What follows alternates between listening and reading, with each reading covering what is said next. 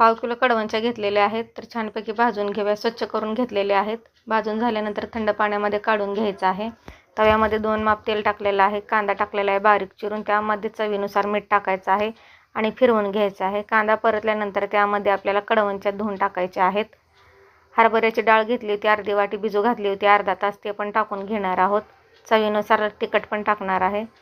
तर हे सर्व फिरवून घेऊया. फिरवून झाल्यानंतर आपल्याला थोडीशी कोथिंबीर टाकायची आहे चिरून. त्यामध्येच अर्धी वाटी पाणी टाकायचं आहे. तर हे डाळ कडवंचं आपण सुकं बनवणार आहोत. तर यातलं पाणी आटेपर्यंत आपल्याला गॅसवर ठेवायचं आहे.